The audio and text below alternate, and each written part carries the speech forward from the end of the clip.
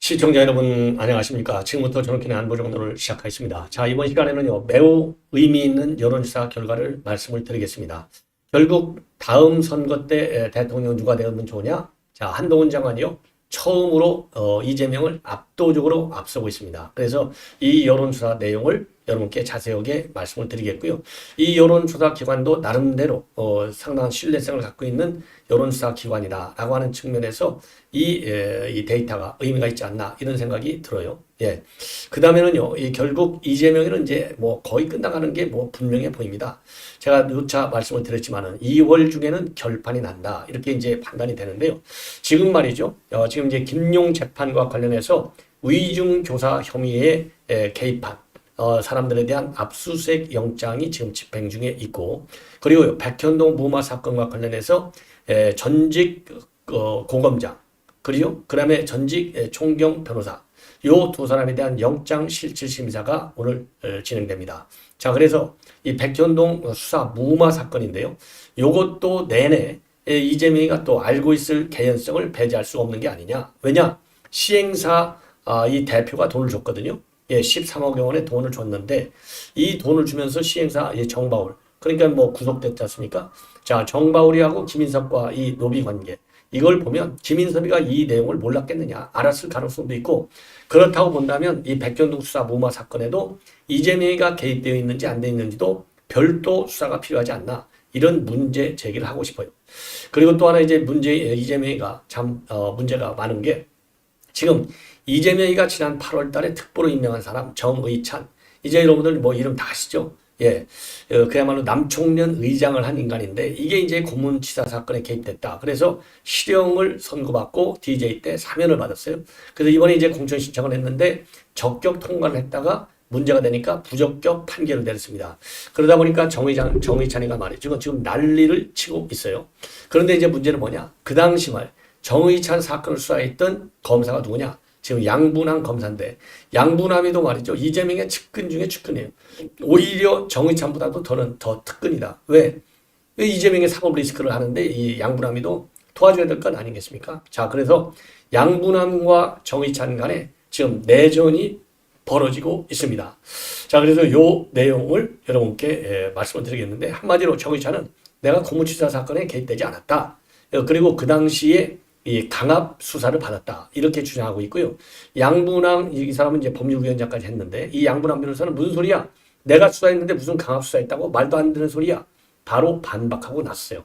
그래서 이게 상당한 지금 논쟁으로 벌어지고 있어요. 자, 그래서 이러한 내용을 가지고 여러분께 말씀을 드리겠는데요. 우선 맨 먼저 여론조사 내용을 말씀을 드리면요. 자, 이 여론조사는 어디에서 했느냐? 이게 말이죠. 여러분들 잘 아시다시피 이제 나름대로 의미가 있는 여론조사 기관이 되겠습니다. 자, 이 여론조사는요, 한국여론평판연구소에서 조사한 내용입니다. 그래서 지난 20일부터 21일 이틀간에 걸쳐서 지금 조사한 내용이고요. ARS 여론조사가 되겠습니다. 그래서 이 조사 내용을 보면은요, 차기 지도자로서 누가 적합하냐, 이 호감도를 물었어요. 호감도를 물었더니 지금 한동훈 장관에 대한 호감도가 47%, 그리고 이재명은 42%로 지금 5%가 더 앞서고 있습니다. 예, 호감도는 지금 이제 47대 41로 5%가 앞서고요. 그러면 이 적합도를 물어봤어요. 적합도를 물었더니 한동훈 장관은 45, 이재명은 41로 되어 있어요. 자, 그래서 이 적합도에서도 그리고 호감도에서도 우리 한동훈 장관이 앞서고 있고요. 지금 양자 대결에서 한동훈 장관이 앞서는 경우는 이번이 처음입니다. 자, 그리고요, 이번 이제 이 오차 범위가 이제 플러스 마이너스 3.1이거든요. 그렇기 때문에 오차 범위 밖에서 앞선다는 것도 상당한 의미가 있는 것 아니냐. 자, 그래서요, 지금 여러분께 말씀을 드린 대로 처음부터 지금 이재명을 누르고 첫 양자대결 조사예요. 이 한국여론평판연구조사에서는 이번이 처음입니다. 그래서 처음부터 이 한동훈 장관이 이재명을 앞서요. 자, 그래서 아까 말씀드린 대로 47대 42는요, 이 호감도 면에서 앞서는 것이 되겠습니다. 그리고 이제 그 적합도 면에서는 45대 41로 이 4%나 앞서고 있다는 말씀을 드립니다. 그래서 이게 말이죠. 이 시기적으로 보면 지금 한동훈 비대위원장 출범에 앞서서 이런 여론조사가 나왔다. 그러면 이거는 상당히 그 긍정적 영향을 줄 것이 분명하고, 이 한동훈 비대위원장한테는 심리적인 이 말하자면 버팀목이 될 수 있다는 측면에서, 그리고 우리 지금 우파들이 말이죠. 이 자유우파들이 내년 총선 좀 어려울 것 같아. 이런 불길한 여론조사들이 많이 나오다 보니까 조금 움츠려 있어요. 이런 움츠림에 하나의 뭐라고 그러죠? 이런 거를 숨구멍을 열어주는 역할을 할 것이 아닌가.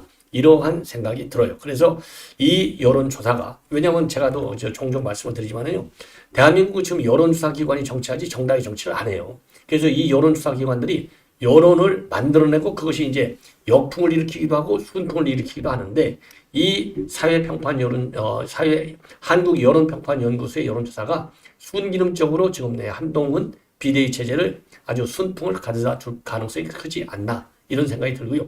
이 바람몰이를 하는 것도 전략적으로 적극 생각할 필요가 있다, 이런 생각이 듭니다. 자, 그리고요. 그러면 이제 윤 대통령에 대한 국정평가를 물어봤더니 지금 이제 긍정평가가 42%입니다. 한국여론평판연구소 42%. 그리고 부정평가가 56%예요. 그래서 이제 긍정평가, 통상적으로 보면은요, 이 긍정평가가 40%를 넘는 여론조사 결과가 별로 많지가 않아요. 그래서 요것도 한동훈의 이 비대위원장, 그 다음에 윤석열 대통령, 요 둘이서 말하자면 시너지 효과를 내는 것이 아니냐, 이렇게 일단 평가가 가능한 것 같고요. 그리고 또 하나, 이 세 분야의 지금 지표가 굉장히 좋은 거예요. 국민의힘 지지율이 무려 43%, 그리고 민주당은 35%로 무려 8%나 앞서고 있는 지금 결과가 나오고 있어요.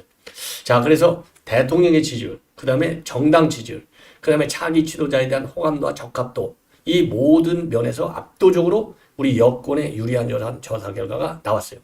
그리고 이제 신당이 만들어졌을 경우에 지금 현재 보면은요, 이준석 신당하고 이낙연 신당, 그 다음에 금태섭, 양양자 신당이 있지 않겠습니까? 그러면은요, 이 신당을 싹 다 집어넣었을 경우, 이 여론조사를 보면은요, 그럼에도 불구하고 그때는요, 국민의힘 이 지지도가 13%나 높아요. 그래서 앞에서 보면 신당이 없을 때는 8% 정도가 높았는데, 신당이 생기니까 오히려 지금 우리 국민의힘 지지율 쪽으로 지금 올라가고 있다. 그래서 신당 수용시 투표 정당을 보면은요, 지금 죄송합니다. 35대 32로서 3%가 높아요.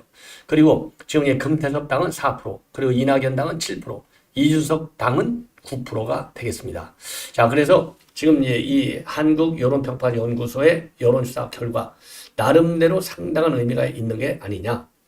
그리고요, 지금 이제 이 비대위 출범을 앞두고 있는 상황에서 공정하고 투명한 공천 시스템 제시가 제일 중요하다. 이게 40%고, 그리고 대통령과의 관계 정립이 중요하다. 22%. 그리고 분열된 당내 세력의 통합이 중요하다. 이게 12%. 그리고 당내 기득권 세력에 대한 희생 요구는 11%가 되겠습니다. 자, 그리고 그래서 이제 우리 국민의힘 이제 과제가 되는 것이 공천을 똑바로 잘해야 된다. 그 다음에는 이 당정 관계를 제대로 만들어야 된다. 요 두 가지가 가장 큰 이 과제가 되겠고요. 자, 그 다음에는 이제 이 야당에 있어서는요, 지금 이재명 교체하라가 38%로 제일 높아요. 이재명 교체가 야당의 가장 큰 과제라는 거죠. 그리고 이재명 체제 그냥 유지해야 돼. 이거는 25%밖에 되지 않습니다. 그래서 13%나 이재명을 교체하라. 이 압도적 여론의 직면에 있어요. 그리고 이제 공천 시스템이 잘 돼야 되겠다는 세 번째가 되고요. 그리고 이제 비이재명계를 포용해야 된다는 9%. 그래서 지금 전반적으로 보면요, 여야 할 것 없이 이 공천이 잘 돼야 된다는 것이 이제 굉장히 중요한데, 다만 야당의 경우는 공천 잘 되는 것도 중요하지만 더 중요한 것은 뭐냐? 이재명 체제를 바꿔내라. 이게 38% 놓고 그 다음이 이 공천 시스템이 되겠습니다. 자, 그래서 지금 오늘 이 여론조사 여러분들께서요, 요거를 갖다가, 왜냐면 아까 제가 말씀드렸잖아요. 요즘은 여론조사 기관이 여론을 만들어내거든요. 그래서 그것이 정당 정치의 본질을, 저는 이제 본질에 데미지를 준다, 이런 생각을 하는데, 지금 어떻게 됐든지 간에 그걸 지금 고칠 방법이 없어요. 자, 그래서 이러한 이 한국 여론평판연구소의 조사 결과를 그래서 SNS를 통해서 많이 전파하는 것이 지금 이 한동훈 비대위 출범, 그리고 내년 총선을 앞둔 여론 관리에 상당히 중요하다. 그래서 이거는 우리가 노력을 통해서 여론화 시켜야 될 것이 아니냐 이렇게 생각이 들어요. 예. 자, 그래서 이런 점을 맨 먼저 말씀을 드렸습니다. 자, 이번에는요. 죄송합니다. 이번에는 이제 지금 검찰에서 칼을 뺐습니다. 바로 김용 재판 위증과 관련해서 이 개입한 혐의로 이미 경기도시장상권진흥위원회 위원장에 대해서는 구속영장이 청구된 바 있어요. 자, 청구된 바 있는데 지금 요 사람은 그 영장이 과거에 이제 기각이 된 바 있고 지금 새롭게 영장을 청구한 사람은 바로 누구냐? 여러분들 지금 이제 오늘 이제 이런 보도가 지금 처음 나왔기 때문에 잘 안 알려져 있는 인물입니다. 자, 그래서 이 김용 이 정치자금법 재판 위반 혐의로 그 혐의로 말이죠. 지금 현재 성준후 민주당 부대변인입니다. 자, 그래서 이 사람은요, 이재명이가 경기도지사 할 때 경기도 청소년 수련원 경영본부장을 역임한 바 있고요. 그리고 이 사람, 그러니까 성준후하고, 그 다음에는 전 경기아트센터의 사장인 이모 씨의 주거지와 사무실을 압수수색하고 있다. 이런 지금 보도가 나오고 있습니다. 그래서 이 사람들이 말이죠. 지난 5월 달에 김용 재판에서 이 불법 자금을 수수한 시점과 관련해서 이 김용의 알리바이를 위증하는데 개입한 혐의를 잡고 있어요. 자, 그래서 김용의 위증 혐의와 관련해서는요. 위증 교사 혐의, 이 위증. 여기에 관해서는 그동안에 제가 지금 방금 전에 자료 화면을 띄워드렸던 바와 마찬가지로 지금 이제 경기도시장상권진흥원장 이용우 이 사람이 중점적으로 지금까지는 수사를 받아왔어요. 근데 이용우는 이제 나중에 내가 위증을 하도록 교사를 받았다 이재명한테 이거를 전부 이실 직고했습니다. 본래 뭐라고 위증했느냐? 이제 핵심이 정치자금법 중에서요. 유동규 유원홀딩스 사무실에서 1억 원을 받았는데 이 1억 원을 받은 시점과 장소에 대해서 알리바이를 낸 거예요. 이 이용우라는 그 사람이 시장상권진흥원장이에요. 그래서 그 물증으로 본인의 핸드폰에 우리 이제 이 캘린더가 다 나와 있잖아요. 요즘은 그걸 보고 이거 봐라. 이거 내 사무실에 있었다. 수원에 있는 내 사무실에 있었다. 예, 분당에 있는 유동규 사무실에 있은 게 아니었다. 그래서 그렇게 이제 위증을 했어요.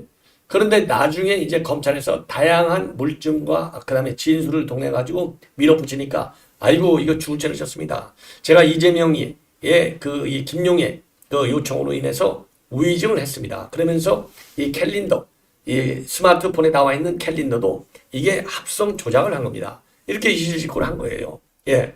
그리고 그날 이제 이게 위증이라는 게 이제 분명하게 그래서 검찰이 확증을 잡고 있고 이게 이제 검찰이 반박을 했고요. 그래서 이제 이거 재판이 이제 진행돼 봐야 알겠지만은 재판정에서도 이 판사가 얘기한 걸 보면은 이 위증 쪽으로 이미 재판장도 심증을 굳히고 있다. 저는 그렇게 판단이 됩니다. 그런데 이렇게 법정에서 위증하는 것과 관련해서 이 두 사람, 그러니까 성준호 민주당 부대변인하고 전 경기아트센터 사장 이모 씨가 이제 이 알리바이 조작, 위증 교사 혐의가 개입됐다는 겁니다. 자, 그래서 이거는 위증과 관련해서는 김용의 변호인도 지금 수사선상에 올라와 있잖아요. 그래서 위증과 관련된 수사가 굉장히 지금 세게 들어가고 있는 상황이다. 그래서 김용의 위증, 이재명의 위증, 뭐 정진상에도 당연히 위증이 들어가 있겠죠. 자, 그래서 지금 이 모든 이재명 관련 재판에서 위증이 굉장히 중요한 또 하나의 사법심판의 대상이 된다는 점에서 의미가 있지 않나. 그리고 이제 김용 재판, 요것도 이제 이재명의 재판에도 지금 직간접적으로 상당한 영향을 주고 있지 않습니까? 왜냐하면 이재명이가 이미 5년형을 받아갖고 법정 구속이 돼서 지금 이재명이가 지금 쩔떨매는 이 수세 국면으로 쳐닫고 있잖아요. 자, 그런데 오늘은 또 무슨 사건이 있느냐? 바로 백현동 수사 무마, 이 브로커. 그래서 법무장관하고 검찰총장에게 얘기해서 덮어주겠다라고 해서 지금 13억 원의 이 돈을 받아챙긴 혐의로 지금 이 지금 수사가 진행되고 있어요. 요 부동산 업자는 이제 이모 씨로 되어 있습니다. 그래서 이모 씨 공소장에도 지난 5월 초순에 이 아시아 디벨로퍼 정바울 씨가 말하자면 정바울 씨로부터 관련 진술을 확보한 거예요. 그래서 일개 부장선에서 해결할 수 있는 사건도 아니고 이거는 법무장관이나 검찰총장에게만 얘기해야 된다. 이렇게 해서요. 이 민간 이 업자가 정바로한테 13억 원을 받아 챙겼어요. 13억 원을 받아 챙겼는데 그 중에 말이죠. 그 중에 일부 1억 원은 임정혁 전 고검장한테 주고 그리고 한 7억 원은 지금 이제 경찰 출신의 이 곽정기 변호사한테 준 걸로 딱 되어 있습니다. 자, 그래서 요 사람들에 대한 이 뭡니까? 영장실질심사가 오늘 있게 되는 겁니다. 자, 그래서 이게 변호사법 위반인데 이제 법리투쟁이 많겠죠. 왜냐하면 변호사니까요. 이게 변호사 자문료인지 선임료인지 아니면은 뭐 이 대가로 받은 뇌물성 이 자금인지 이거 파악하기가 쉽지가 않다는 겁니다. 자, 그래서 오늘 좀 이제 이 영장실질심사에서는 상당한 법리 논쟁이 벌어질 것이다. 이런 전망이 힘을 얻고 있습니다. 자, 그래서 요 내용과 관련해서 지금 이제 이 법조계에서는요, 결국은 이런 경우에는 이런 법리 싸움이 중요한 건데, 이럴 때는 돈을 줬다는 사람, 즉, 아시아 디벨로퍼의 정바울 대표의 진술이 더 굉장히 중요하다. 예. 왜냐하면 돈을 준 사람이 뭐 때문에 줬는지를 제일 잘 알 거 아니겠습니까? 자, 그런데 그동안의 대법원 판례를 보면은요, 예를 들어서 정식 의뢰를 받은 변호사가 접대나 뇌물 등과 같은 정상적으로 보기 어려운 방법으로 변론 활동을 하고 그 대가로 금품이 오갔다. 이 점이 입증되면 이거는 변호사법 위반으로 처벌이 돼요. 그런데 이게 입증이 안 되면 처벌이 당연히 안 되는 것이죠. 자, 그래서 이거는 이제 과거 사례들도 이제 많이 있어요. 예, 저 관해들도 많이 있기 때문에 지금 이제 핵심은 정바울 대표가 과연 어떤 이 진술을 검찰에다가 했는지 요게 제일 큰 이 변수가 될 것이다. 그래서 이거는요, 지금 이제 오늘 이 영장 실질심사는 지금 누가 하느냐? 지금 이민수 영장 전담 부장판사가요. 그래서 다행히 유창훈 판사는 아니에요. 자, 그래서 일단 요것도 이 백현동 수사 무마 사건에 대한 영장 실질심사 결과도 굉장히 중요하기 때문에 이것도 아마도 이제 밤늦게 나오지 않을까 하는 생각이 들어서 여러분께 빠짐없이 전해드리도록 하겠고, 요 백현동 수사 무마 아까도 말씀드렸대로 시행사 정바울이가 이게 이제 김인섭이하고 로비 구조가 돼서 이 특혜를 줘갖고 3,150억 원 이익을 줬잖아요. 이 분양 시행사에다가. 그래서 이 배임 혐의도 어마어마한 400억 원이 넘는 배임 혐의로 지금 이제 이 정바울도 재판을 받고 그리고 이제 김인섭이도 재판을 받는 거예요. 그래서 요 수사 무마 의혹과 이재명과의 관계에 대해서도 수사망을 좀 확대해야 할 필요성이 있지 않나 이런 생각이 듭니다. 자, 그 다음에는 또 이제 여러분께 전해드리고 싶은 내용 중에 하나가 바로 지금 이제 정의찬 이 사건이 지금 많은 파장을 야기하고 있습니다. 정의찬이는요, 이게 이제 뭐냐면은요, 이 이제 사건이 이제 과거, 그런데 남총련 의장을 할 때의 사건으로 이게 되어 있습니다. 그래서 남총련 의장 사건 때, 이제 남총련 의장할 때 있었던 사건인데, 이정권 씨를 갖다가 이 불합치라고 해서 이 폭행, 고문해가지고 숨지게 한 사건이 되겠습니다. 이게 이제 97년도에, 그러니까 이제 정의찬이라는 사람이 남총련 의장이었을 때 이종건 씨를 갖다가 경찰 프라치로 몰아서 이 사망하게 한 사건이에요. 그래서 요 사건으로 5년형을 선고받았는데 이게 말이죠. 이 DJ 때 사면 복권이 된 겁니다. 그래서 지금 오늘날 이제 출마할 수 있게 된 거죠. 근데 요 사건과 관련해서 정의찬이가 지금 뭐라고 주장하고 탄원서를 지금 돌리고 있어요. 이 탄원서는 누가 만들었느냐? 민영배가 만들어서 이제 온라인상에 지금 돌고 있습니다. 그래서 이 탄원 참여를 독려하고 있는데 이 탄원서에 말하자면 이 정의찬이는 이 이종건의 이 강압 그러니까 이재문군의 이 그 사망 사건에 개입하지 않았다는 것이죠. 그리고 오히려 정의찬은 그 당시 강압 수사의 피해자였다. 그러니까 또 피해자 코스프레 이 좌파들이 잘하는 거잖아요. 그런데 이제 강압 수사의 피해자였다. 그러면서 탄원서를 내고 있어요. 죄송합니다. 그런데 여기 이제 탄원서가 돌리니까 그 당시 정의찬을 수사했던 사람이 지금 양부남 민주당 법률위원장입니다. 무슨 소리야? 강압수사 한 적이 없어. 나는 탄원서에 서명할 수 없어. 딱 이렇게 되어 있어요. 그런데 지금 소문에는 온라인 선상에는 양분함마저도 탄원서에 서명했다. 이렇게 돼 있거든요. 그러니까 양분함이가 볼 때는 얼마나 얼빠지겠어요. 이게 둘 다 지금 공천을 신청하고 있습니다. 그래서 지금 이제 정의창 같은 경우는 전남 해남완도 진도, 그리고 이제 양분함은 서구 을 광주, 여기에서 출마를 준비 중에 있습니다. 그래서 친명계끼리 지금 공천 내전이 벌어지고 있다. 이런 지금 보도가 나오고 있어요. 자, 그래서 이 정의찬이가 지금 페북에 올린 글을 보면은 그 당시 이종건 이 고문 이 사망 사건 때 현장에도 없었고 폭행을 지시한 적도 없고 오히려 강압적 수사로 해서 강압적 수사로 고통을 받았다.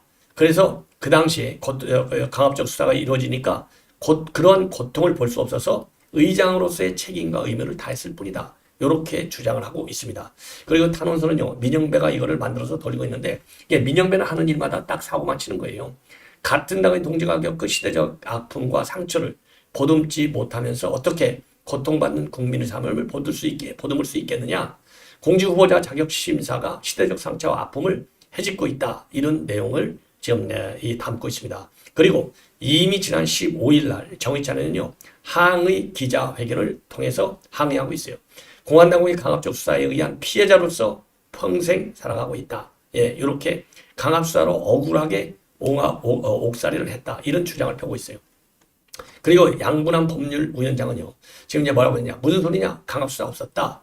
경찰에서 사건이 남았을 때 이 정의찬에는 빠져 있었는데 구속된 피의자 중 한 사람이 정의찬이 가담했다고 얘기를 하더라. 그래서 그 다음날 조사했더니 정의찬이도 그 사실을 인정했다. 예. 그리고 또, 이 정의찬 이름표를 목에 걸고 또 실사, 현장 검증에도 참여를 해서 그대로 재연을 했다. 이렇게 주장을 하고 있습니다. 자, 그리고요. 그러면 정의찬이가 당시 폭행전에 있었냐? 이런 질문과 관련해서는 아니, 그 자세한 사건 내용 판결문을 보면 될 거 아니야? 이렇게 되어 있는 거예요. 아니, 뭐 현장에 다 있었고 죄를 저지르니까 지금 징역 5년형까지 받은 것 아니겠습니까? 자, 그리고요. 이렇게 해서 지금 둘이 싸움이 벌어졌어요. 여기에 지금 이 정의찬이는 최근에 친명 성향의 유튜브에서 양분함이도 탄원서에 서명했어. 이렇게까지 얘기하고 나니까 양분함이가 지금 열받는 거죠. 무슨 소리야? 서명하지 않았어. 예. 그리고 그렇게 지금 반발을 하고 있습니다. 자, 그래서 지금 이 내용이요. 지금 이제 친명계 안에서의 일종의 내전 상황으로 지금 확대되고 있다. 그래서 이종건 고문치사 사건이라고 하는 것은요. 바로 이 정의찬이가 이제 광주 전남대학 총학생회 연합 남총련의 의장을 할 때입니다. 그때 이종건을 갖다가 이제 쇠파이프로 때려가지고 이게 숨지게 한 사건이에요. 그때 남총련 의장이었고 조선대 총학생회장이었어요. 자, 이거 빼도 박도 못하는 수사 아니겠습니까? 그래서 법조계에서도 이 강압수사 주장은 받아들이기 어렵다. 이런 반응입니다. 왜냐?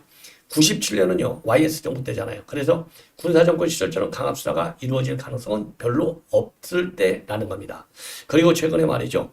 99년도 2년 후죠. 전남대 총학생회장을 지냈던 이 곽대중 대변인, 그러니까 이 금태섭 당의 대변인이죠. 봉다로. 이 사람도 그 당시 이거 당시 한총련 계열의 운동권은 의장을 결사 옹호해온 조직이었는데 의장이 자기 죄가 없는데도 다른 운동권 학생을 감싸기 위해서 나서는 모습 상상하기 어렵다. 예, 그래서 인정을 하고 있어요. 이거는. 그리고 이제 봉다로 씨는 이거 다 이 신분 세탁해갖고 공천 받으려고 하는 거 이거 도저히 용납할 수 없다. 이런 입장을 내놓고 있습니다. 자, 그래서요. 지금 민주당은요. 지금 이제 오늘 이의 신청 처리위원회를 처음으로 열고 그래서 이제 빠르면 오늘 심의 결과가 나올 거라고 하는데 이거 탄원서 만들었죠. 기자회견에서 항의했죠. 그리고서 오늘 심의하죠. 요 절차를 보면 이재명이가 결국 공천을 줄 것이다. 적격 심사 통과를 할 것이다. 왜냐? 지금 이재명이는요. 이 한총련 이건 뭐 이 종북 좌파 이건 뭐 이적 단체로 이미 결론이 난 거잖아요. 그리고 경기 동부연합 이 좌파들이 주사파들이 꽉 주변에 포진하고 있어요. 이 주사파들이 손을 뗄 리가 없겠죠. 그래서 계속 이재명이를 압박하고 그리고 검증위원회도 또 압박해서 적격으로 번복할 가능성이 상당히 크지 않느냐. 요 번복을 막도록 하기 위해서는 압도적인 비판 여론을 좀 조성해야 되겠다. 이런 생각이 듭니다. 자, 시청자 여러분 이렇게 해서 본 방송은 마치겠습니다. 대단히 고맙습니다.